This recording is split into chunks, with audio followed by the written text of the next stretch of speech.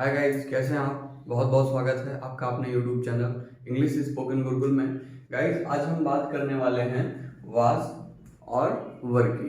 Guys देखिए, आज हम बात करेंगे, मैंने अपने पिछली वीडियो में आपको बहुत ही इजीली इज एम आर का यूज पढ़ाया था और मैं अब आपको वाज और वर, गाइस आप इसको वेयर पढ़ते हैं बट इसका जो शुद्ध यानी कि प्योर पंक्चुएशन है उसको वर बोलना चाहिए।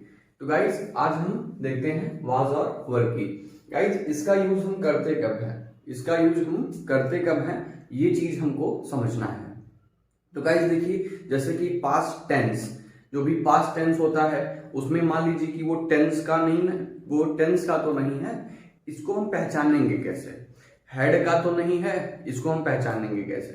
तो गाइस देखिए, होता क्या है कि वाज और वर का यूज हम पास्ट सेंटेंस, टेंस नहीं, पास्ट सेंटेंस में करते हैं। पास्ट सेंटेंस में गाइस हम कब करते हैं, पास्ट सेंटेंस का मतलब होता है कि उसको हम बोलते हैं नॉर्मल वाक्य।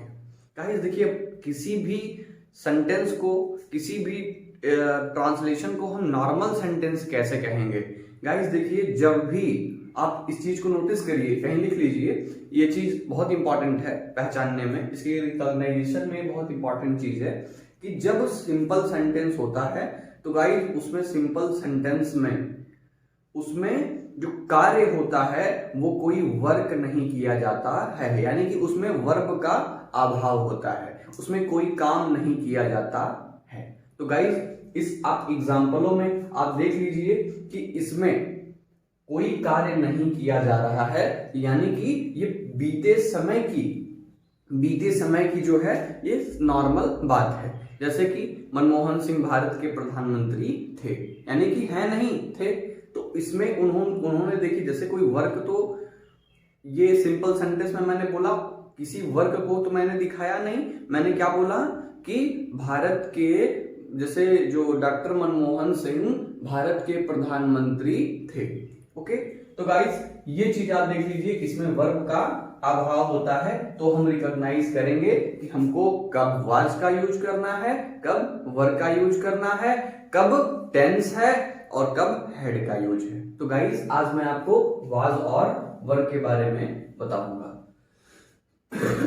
तो गाइस देखिए, इसका नॉर्मल सा रूल है। नॉर्मल सा रूल क्या है कि जैसे हमको सब्जेक्ट पहले लगाना है, उसके बाद से वाज और वर का यूज करना है। गाइस देखिए, हम वाज या वर, यानी कि हम इसका यूज वाज कब लगाएंगे और ये वर कब लगाएंगे। गाइस देखिए, वाज का यूज हम तब करते हैं, यानी कि ही सी इट, जो भी नाम हो, अमित समित या मोहन सोहन, ये जो चीज है ये इसमें सिंगुलर नंबर सब्जेक्ट के साथ हम वाज का यूज करते हैं, plural number subject you we they, और मोहन एंड सोहन, गीता एंड मीरा, तो इसके साथ हम वर का यूज करते हैं। तो गाइस ये आपके बात आई थिंक अच्छे से समझ में आ रही होगी। उसके बाद से हम इसके यूज के बाद हम ऑब्जेक्ट, इसके बाद से हम ऑब्जेक्ट लगाते हैं, उसके बाद से हम अदर वर्ड जो भी आता है उसको हम यूज कर लेते हैं।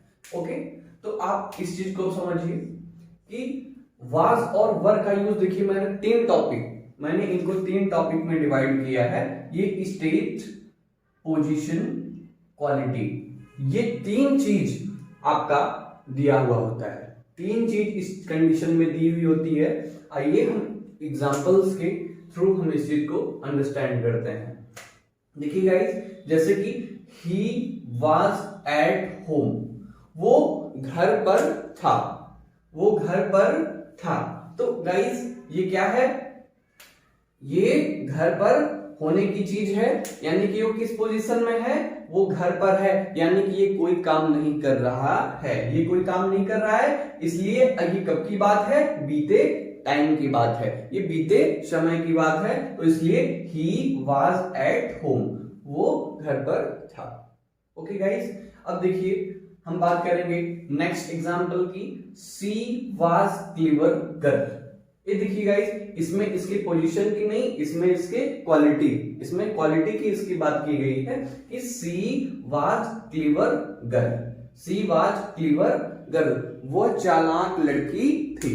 तो गाइस देखिए, आप इस चीज को पहचानिए कि इसमें क्या है, वो चालाक लड़की थी, लेकिन इसमें किसी का कोई लेना देना नहीं है, ये कोई काम नहीं कर रही है, ये बीते समय की एक लड़की है जो कैसी है, ये क्लीवर है। यानी ये इसकी क्वालिटी डिफाइन कर दिया गया, तो ये आप यहाँ पे देखिए क्वालिटी इसमें इसकी दी गई है। अंडरस्टूड?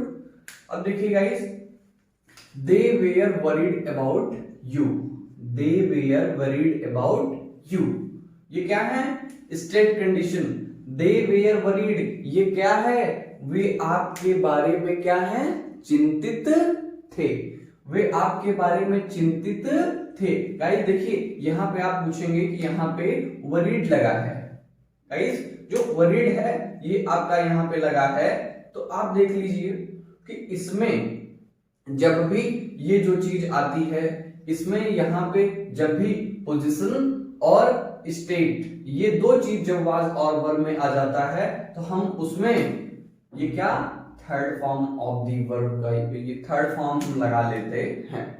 वो चिंतित थे, यानी कि कोई काम नहीं कर रहे हैं, लेकिन क्या है, उनकी एक चिंता है, किसके बारे में, आपके बारे में। तो गाइस यहाँ पे आपको मैंने यहाँ पे दिखाया है कि ये थर्ड फॉर्म का यूज हम करते हैं। वैसे इसके लिए मैं एक सेपरेट वीडियो आपको बनाऊंगा और मैं आपको समझाऊंगा कि थर्ड जो फॉर्म ऑफ दी वर्ब होती है उसका यूज हम कब कब और कहां करते हैं, कैसे उसका यूज किया जाता है। इस वीडियो में केवल हम फोकस करेंगे वाज और वर्ब पे। ओके गाइस, देखिए वी वेयर डिसअपॉइंटेड, ये भी देखिए कंडीशन वही है कि हम निराश थे, हम निराश थे, यानी कि ये इसकी पोजीशन के बारे में बात कर रहा है, तो ये चीज क्या है, हम निराश थे।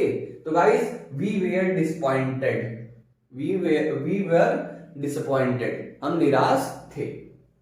ओके गाइस, तो आप इस चीज को देख लीजिए, यहां पे आपको लगेगा कि ईडी डिसअपॉइंटमेंट होता है, लेकिन ईडी हम यूज कर लिए हैं। इसके लिए वैसे मैं सेपरेट वीडियो बनाऊंगा, आप तब देख लीजिएगा।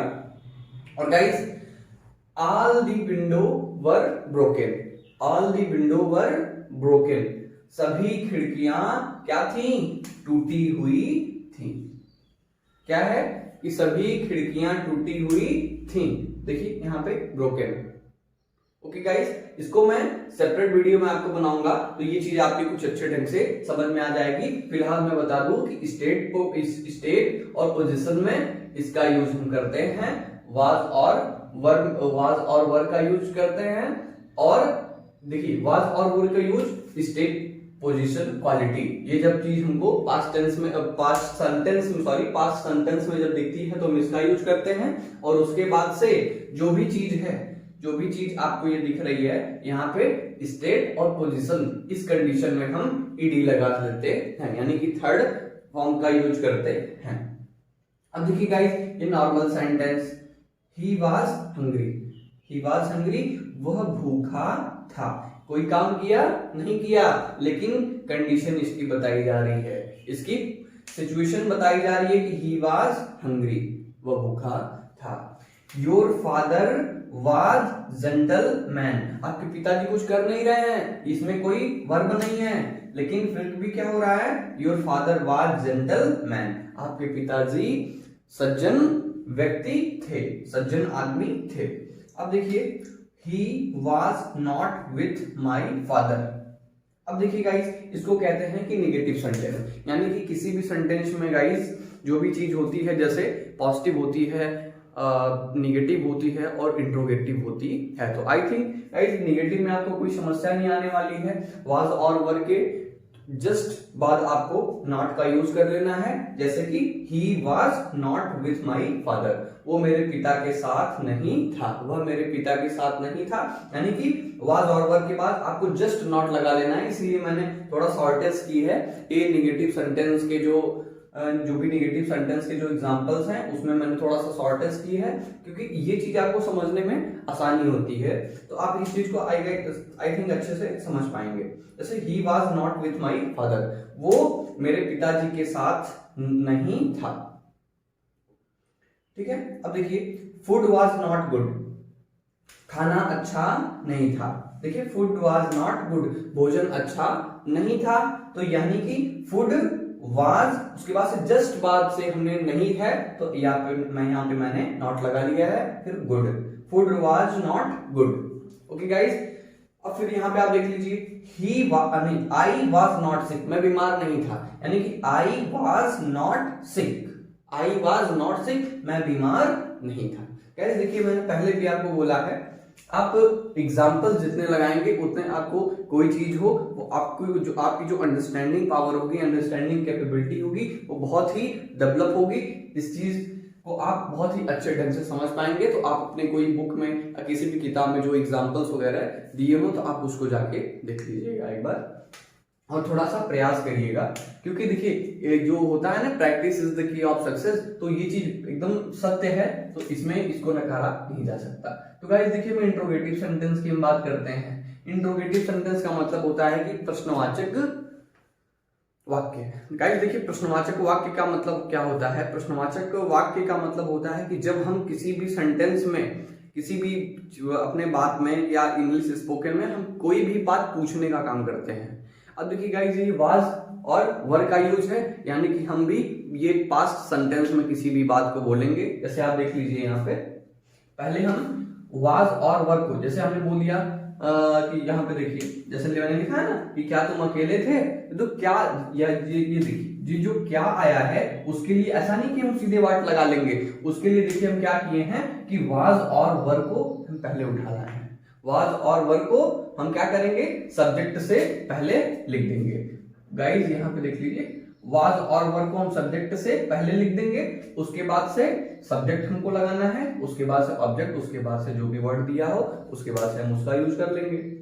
अब फिर देखिए, second condition will be applied then, ये क्वेश्चन वर्ड जो होगा कि आपको, जैसे कि बीच में जब क्वेश्चन वर्ड जो आता है, जैसे कि तुम कहां थे, देखिए यहाँ पे बीच में सेंटेंस के जो मिडिल पार्ट में ये आपका क्वेश्चन वर्ड आ गया है, तो इसके लिए हम पहले क्या करेंगे, क्वेश्चन वर्ड की इंग्लिश, क्वेश्चन वर्ड की इंग्लिश जैसे वेयर है यानी कहां थे, तो उसकी इंग्लिश हम पहले लिख लेंगे, उसके बाद से वाज और वर का यूज करेंगे, उसके बाद से ऑब्जेक्ट, उसके बाद से जो भी अदर वर्ड होगा उसका हम यूज कर लेंगे। आइए गाइस देखते हैं इसको लगा के, कि जैसे तुम कहां थे, यानी कि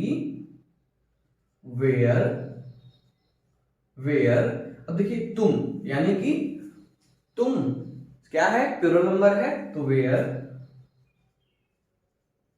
were you, where were you, तुम कैसे थे, तुम कैसे थे, यानी कि हाउ वेयर, हाउ, इसको आप वर पढ़िएगा, हाउ वर यू। देखिए गाइस, इसका जो वेयर है वो, इसका जो पंक्चुएशन है ये, इसको ये शुद्ध नहीं है, ये प्योर नहीं है, तो आप इस चीज पे थोड़ा सा फोकस करिएगा, क्योंकि जो भी इंटरव्यूज वगैरह होते हैं उसमें आपको वेयर अगर पढ़ते हैं तो उसको अशुद्ध माना जाता है।